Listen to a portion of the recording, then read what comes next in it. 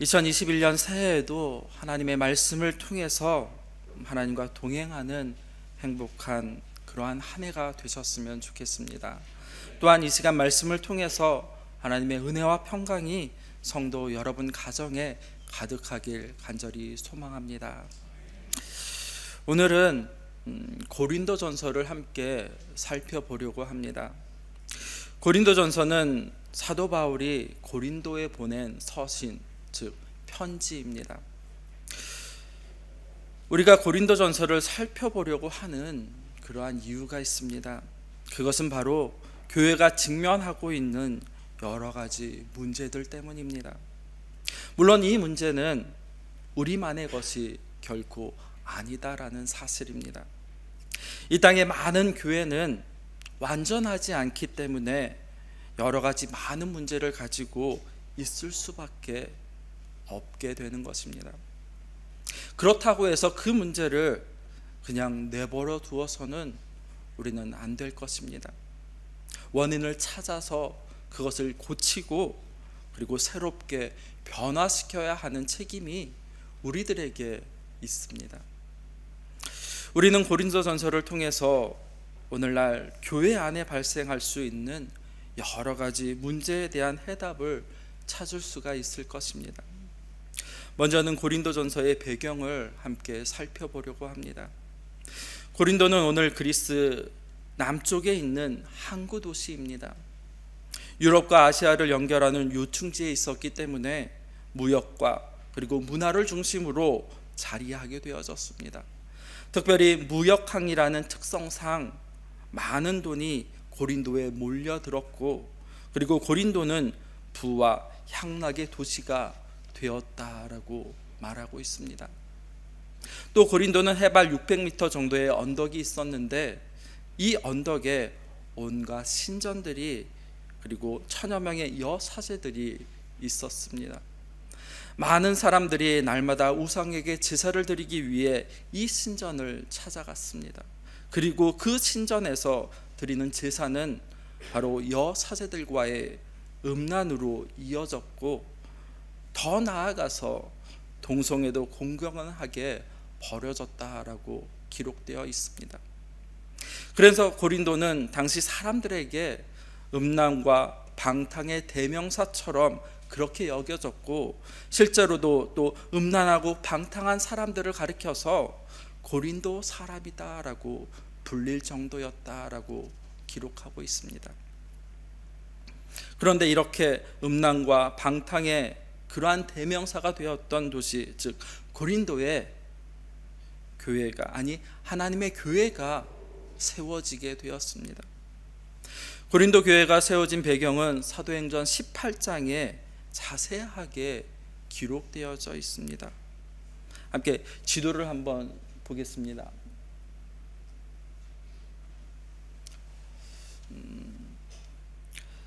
사도행전 17장 16절 말씀에 보면 이렇게 기록되어 있습니다.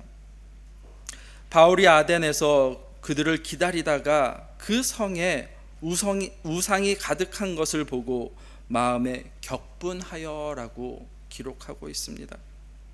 사도 바울은 제2차 전도 여행 중에 아덴, 즉 아테네를 거쳐서 고린도에 이르게 되었습니다. 그리고 바울이 교회의 설립을 목적으로 해서 고린도에 간 것은 아니었습니다. 바울은 자신의 후원하는 성도들과 아덴에서 만나기로 그렇게 약속을 하였습니다. 그런데 어찌하다 보니 사도 바울이 조금 일찍 아덴에 먼저 도착하게 되어졌습니다. 바울은 성도들을 기다리면서 만나기로 한 아덴 시내를 살펴보다가 언덕 위에 우뚝 선 신전을 발견하게 되었고, 또 그곳에 들어가서 살피던 중에 그 안에 우상이 가득하고 그리고 온갖 음행이 벌어지고 있는 것을 발견하고 마음이 격분하였다라고 17장 16절은 말씀하고 있습니다. 격분이라는 단어는 분노하게 하다, 또 화나게 하다, 그리고 날카롭게 하다라는 그러한 의미를 가지고 있는 단어입니다.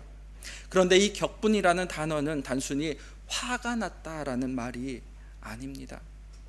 격분이라는 말은 하나님의 질투라는 뜻을 내포하고 있습니다. 사도 바울은 하나님께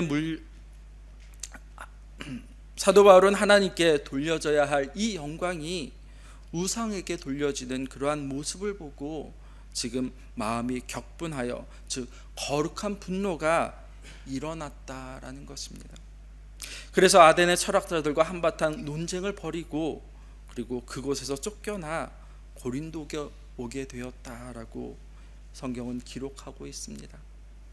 본래 바울은 아덴에서 자신의 후원하던 성도들을 만나 여행에 필요한 재정을 지원받으려고 그렇게 하였습니다.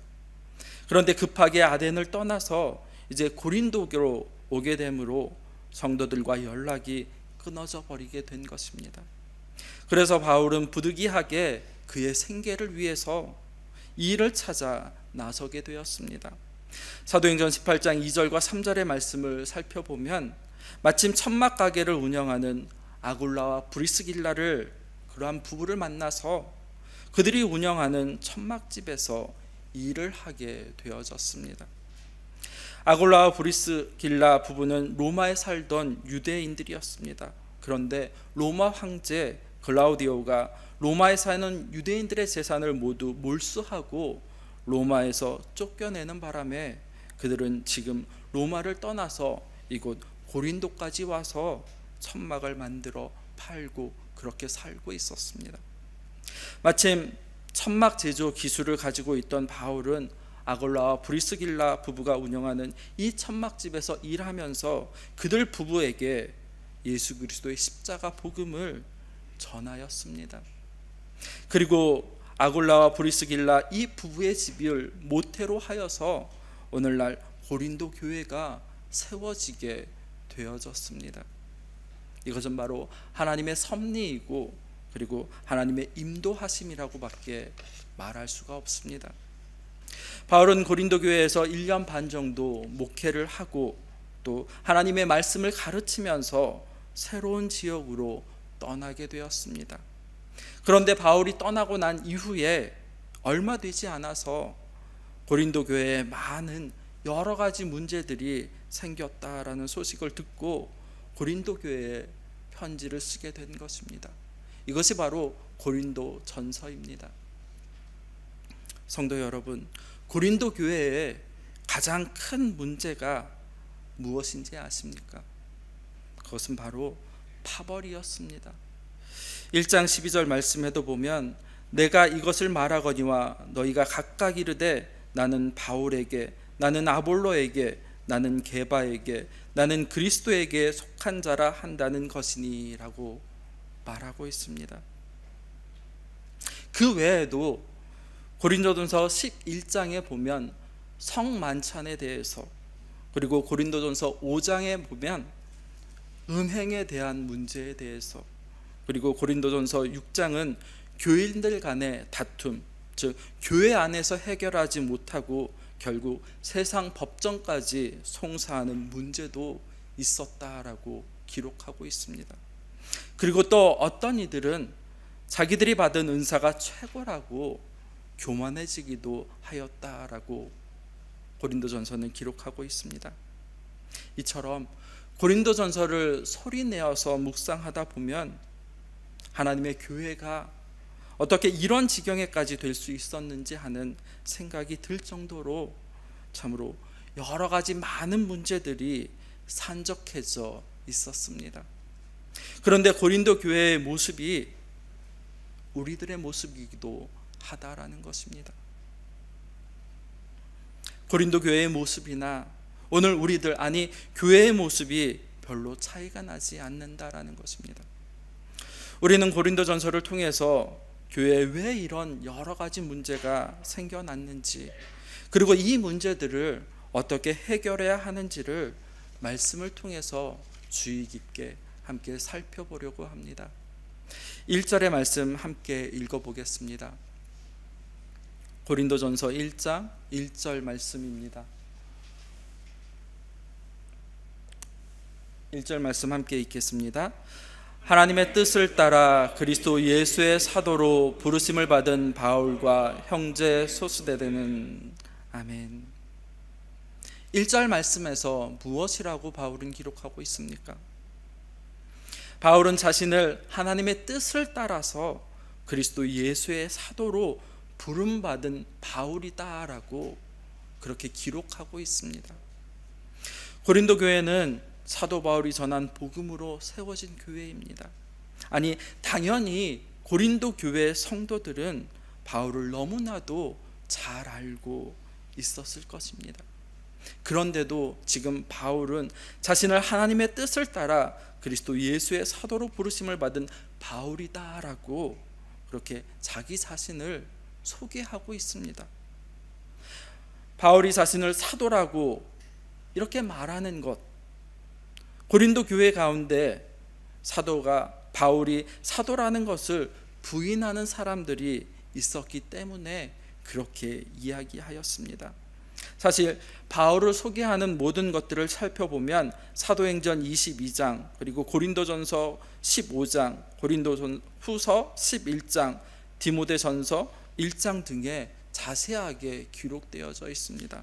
자신이 어떻게 주님을 믿었는지, 그리고 어떻게 이 복음에 매인바 되었는지를 말입니다. 바울은 고린도에 1년 반을 머물면서 그들에게 하나님의 말씀을 증거하였습니다. 예수 그리스도의 십자가 복음을 증거하였고, 그리고 아골라와 브리스길라와 함께 협력하여서 고린도 교회를 세웠으며, 또한 하나님의 말씀을 그들에게 가르쳤음에도 불구하고 왜 바울을 사도로 그들은 인정하지 않으려고 하였습니까?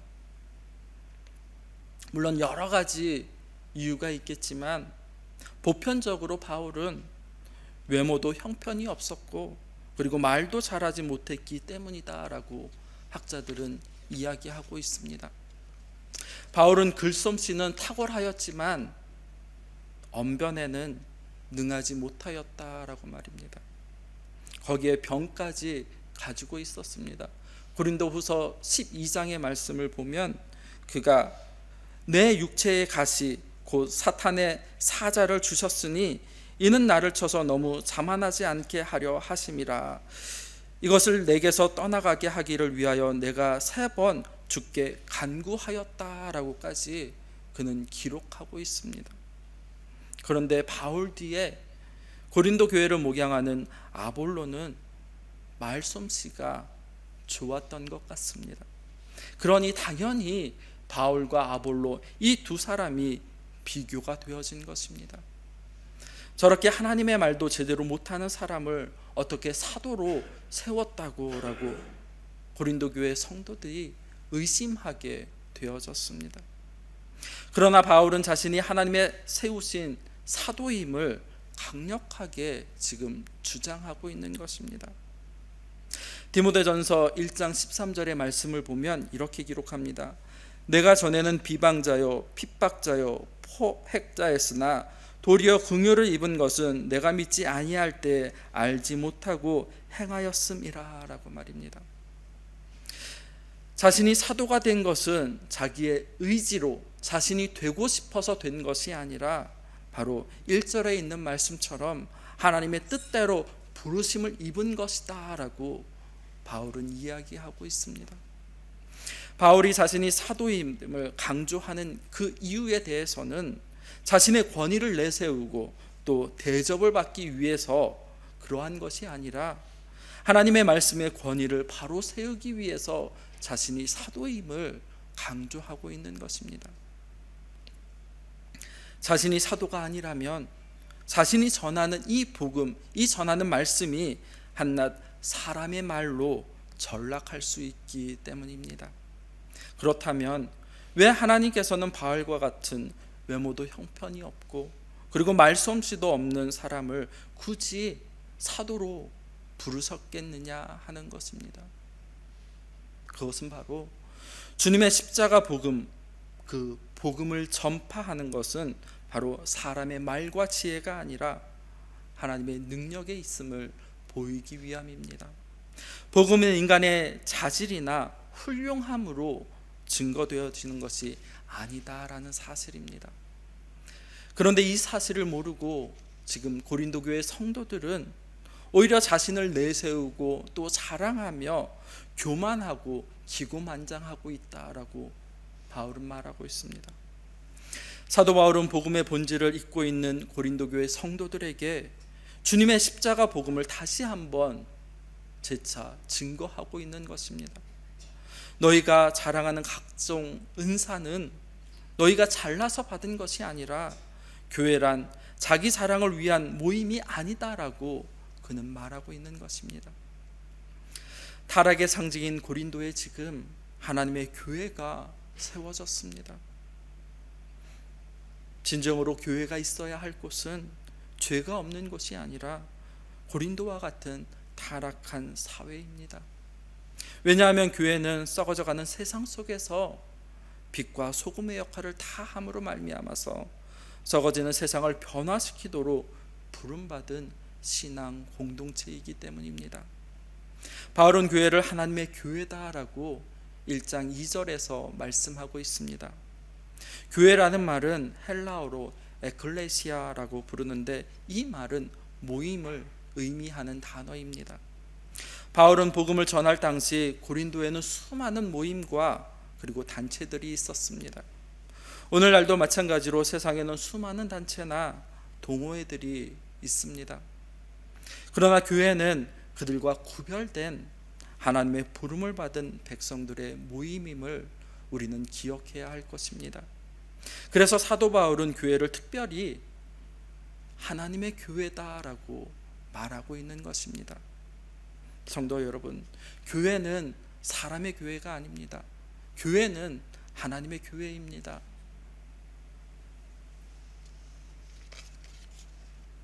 함께 2절과 3절 말씀 함께 읽어보겠습니다. 고린도전서 1장 2절 3절 말씀입니다. 함께 읽겠습니다. 고린도에 있는 하나님의 교회 곧 그리스도 예수 안에서 거룩하여지고 성도라 부르심을 받은 자들과 각처에서 우리 주 곧 그들과 우리의 주 대신 예수 그리스도의 이름을 부르는 모든 자들에게 하나님 우리 아버지와 주 예수 그리스도로부터 은혜와 평강이 있기를 원하노라. 아멘. 계속해서 사도 바울은 2절 상반절 말씀에서 예수 그리스도 안에서 거룩하여지고 성도라 부르심을 입은 자들이라고 말하고 있습니다. 교회는 건물이 아니라 하나님께서 부르신 사람들, 즉 성도의 모임임을 기억하시기 바랍니다. 하나님께서는 세상 많은 사람들 중에서 하나님 당신이 택한 백성을 특별히 교회로 불러주셨습니다. 무엇을 위해 과연 부르셨겠습니까? 거룩하게 만들어 가시기 위해서 하나님께서 우리를 불러주셨다라는 사실입니다. 말씀을 한번 찾아보겠습니다. 레위기서 11장 44절 45절 말씀입니다. 제가 가지고 있는 성경은 구약 162페이지입니다. 레위기 11장 44절 45절 말씀 함께 읽겠습니다. 나는 여호와 너희의 하나님이라. 내가 거룩하니 너희도 몸을 구별하여 거룩하게 하고 땅에 기는 길짐승으로 말미암아 스스로 더럽히지 말라. 나는 너희의 하나님이 되려고 너희를 애굽 땅에서 인도하여 낸 여호와라. 내가 거룩하니 너희도 거룩할지어다. 아멘. 레위기서에 무엇이라고 말씀하고 있습니까? 내가 거룩하니 너희도 거룩하라라고 말씀하고 계십니다. 하나님께서 거룩하신 분이시기 때문에 하나님의 백성 또한 거룩해야 한다라고 지금 말씀하고 계시는 것입니다. 거룩해졌다라는 이 말은 하나님께 속한 백성이 되었다라는 뜻이기도 합니다. 물론 우리가 거룩하여졌다라고 하는 것은 우리 안에 아무런 흠도 없다라는 그런 뜻이 아닙니다. 우리는 모두가 죄인입니다. 하지만 예수 그리스도의 구원 사역을 근거로 하여서 거룩한 하나님의 백성이 되었다라는 것입니다. 우리의 지혜로 우리의 노력으로 되어진 것이 아니라 오직 하나님의 은혜로 되어진 것입니다. 하나님께서는 죄와 죽음 가운데 있는 우리를 불러주셨습니다. 우리를 부르시되 2절에 있는 말씀처럼 그리스도 예수 안에서 불러주셨다라고 바울은 이야기하고 있습니다. 그래서 교회의 기초는 바로 예수님이십니다. 예수 그리스도를 떠나서는 결코 교회는 존재할 수 없다라는 사실을 우리는 명심해야 할 것입니다. 또한 2절 하반절 말씀에 보면 또 각처에서 우리의 주 곧 그들과 우리의 주 대신 예수 그리스도의 이름을 부르는 모든 자들에게 라고 바울은 말하고 있습니다. 여기서 각처는 세계 방방 곳곳을 의미하는 것입니다. 교회가 무엇입니까? 교회는 어느 지역에만 한정되어 있는 것이 아닙니다. 세계 아니 어느 곳에 살고 있든지 인종이나 피부나 언어나 이런 것에 상관없이 예수 그리스도의 이름을 부르는 사람들, 즉 모두가 하나님의 교회를 이루는 일원이 되어진다라는 사실입니다. 성도 여러분, 교회는 결코 건물이 아닙니다. 교회와 교회당을 우리는 구별할 줄 알아야 합니다. 건물은 교회가 보이는 장소, 즉 교회당 또는 예배당이라고 부르게 됩니다. 교회는 예수님의 왕으로, 즉 구주로 고백하고 하나님의 말씀을 따라 순종하며 살아가는 사람들의 모임임을 말합니다. 자신이 사도임과 그리고 교회가 무엇인지를 말하고 있는 사도 바울은 3절 말씀에서 이렇게 말하고 있습니다. 하나님 우리 아버지와 주 예수 그리스도로부터 은혜와 평강이 있기를 원하노라 라고 말입니다. 여기서 은혜와 평강은 오직 하나님 아버지와 예수 그리스도를 통해서만 우리에게 임하게 된다라는 사실입니다. 예수 그리스도를 떠나서는 결코 은혜와 평강을 누릴 수가 없습니다. 은혜와 평강은 하나님의 백성에게만 주어지는 하나님의 선물임을 우리는 잊지 않아야 할 것입니다. 그래서 사도 바울은 에베소서 2장에서 이렇게 말합니다. 너희는 그 은혜에 의하여 믿음으로 말미암아 구원을 받았으니 이것은 너희에게서 난 것이 아니요 하나님의 선물이다라고 바울은 이야기하고 있습니다. 또한 4절 말씀에도 보면 그리스도 예수 안에서 너희에게 주신 하나님의 은혜로 말미암아 내가 너희를 위하여 항상 하나님께 감사하노니라고 말씀하고 있습니다. 고린도 교회에 하나님의 은혜와 평강이 있기를 간구한 사도 바울은 계속해서 이제 하나님께서 고린도 교회 성도들을 위해 해 주실 일들로 인하여서 항상 감사한다라고 4절에 말씀하고 있는 것입니다. 지금 고린도 교회는 하나님의 말씀에서 멀어져 있습니다. 사도 바울을 배척하기도 하였고 그 외에도 여러 가지 많은 문제들로 산적해져 있은 교회였습니다. 그런데도 바울은 4절의 말씀처럼 그리스도 예수 안에서 너희에게 주신 하나님의 은혜로 인하여 감사한다라고 말입니다. 고린도 교회 성도들이 잘한 것 그리고 잘못한 것을 지금 따지는 그러한 때가 아니라 그것은 나중이고 지금은 하나님께서 주신 은혜와 그 사랑에 감사하는 것이 먼저다라고 바울은 이야기하고 있는 것입니다. 기독교는 은혜의 종교입니다. 하나님의 은혜는 막연한 것이 결코 아닙니다. 실제 우리의 삶 속에서 구체적으로 드러나게 되어져 있습니다. 이어서 5절과 7절의 말씀을 보면 바울이 고린도 교회 성도들에게 하나님의 은혜의 결과 그들이 모든 언변과 모든 지식에 풍족하여 그리스도의 증거가 너희 중에 견고하게 되었고 또 그로 인하여서 모든 은사의 부족함이 없다라고 말씀하고 있습니다. 여기서 은사란 하나님의 은혜가 성도 개개인의 삶 속에 구체화되어지는 것을 말합니다. 또한 은혜가 구원받은 모든 하나님의 자녀에게 보편적으로 주어지는 것이라면 은사는 성도 개개인에게 다르게, 그러나 아주 특별하게 그리고 구체적으로 나타나는 선물입니다. 그러므로 은혜와 은사보다 앞서는 것입니다. 하나님의 은혜를 경험하지 못한 사람은 하나님께서 주신 은사를 결코 누릴 수가 없게 되는 것입니다.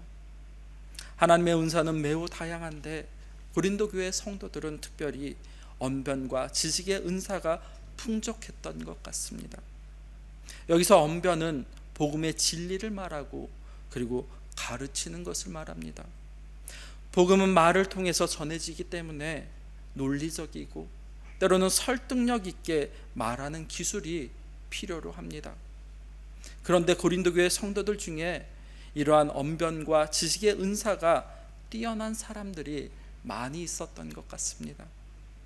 또한 지식이란 성경을 가르치는 기독교 진리를 바로 이해하고 또 삶에 적용하며 살아가는 은사를 말하는 것입니다. 세상의 지식도 우리에게 참으로 큰 유익을 가져다 줍니다.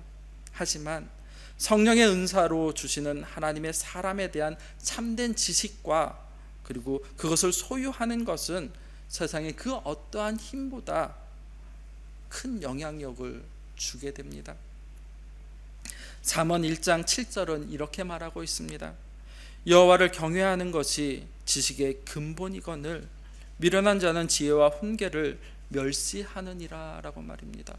그리고 또한 9장 10절을 보면 여호와를 경외하는 것이 지혜의 근본이요 거룩하신 자를 아는 것이 명철이다 라고 말씀하고 있습니다. 솔로몬의 잠언에서 여호와를 경외하는 것, 여호와를 아는 것이 모든 지식의 근본이다 라고 지금 말하고 있습니다. 그런데 이러한 지식은 우리의 노력으로는 결코 얻을 수 없는 것입니다. 오직 성령의 인도하심을 받으며 살아가는 사람들만이 누릴 수 있는 은사입니다. 고린도 교회에는 이러한 은사들이 참으로 풍성하였습니다. 하나님이 주신 풍성한 은사는 성도들의 삶을 더욱 그리스도 예수 안에서 바로 세우도록 하기 위함이고 또 그리스도 안에서 더욱 거룩하고 정결한 삶을 살아가고 마침내 그들이 하나님의 자녀라는 증거가 분명히 드러나게 만들어주는 것입니다. 그래서 사도 바울은 다양한 은사를 선물로 주신 하나님께 감사한다라고 4절에서 말씀하고 있습니다. 하나님께서 그런 은혜와 은사를 주시는 이유는 바로 우리로 주님을 다시 오실 때까지 하나님의 백성답게 살아가도록 하기 위함이었습니다. 성도는 주님이 다시 오심을 기대하며 살아가는 사람들입니다. 그러나 아직 완성되지 아니하였습니다. 이미 예수님께서 이 땅에 오셨지만 아직 예수님을 통한 하나님의 나라는 완성되지 아니하였기 때문입니다. 여전히 약하고 또 부족합니다. 그래서 고린도전서 1장 8절에서 바울은 이렇게 말합니다. 주께서 너희를 우리 주 예수 그리스도의 날에 책망할 것이 없는 자로 끝까지 견고하게 하시리라 라고 말씀하고 있습니다. 고린도 교회 가운데에는 은사가 넘쳐났습니다. 그런데 그것이 오히려 고린도 교회를 더욱 혼란스럽게 지금 만들어가고 있다라고 바울은 이야기하고 있는 것입니다.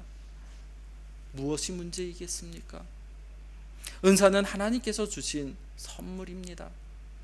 하나님께서 교회 안에 다양한 은사를 주신 이유는 그것을 사용하여서 다른 성도들의 부족한 부분을 서로 채우고 그리고 성도를 세우며 또한 성도를 섬기기 위함이다라고 바울은 이야기하고 있습니다.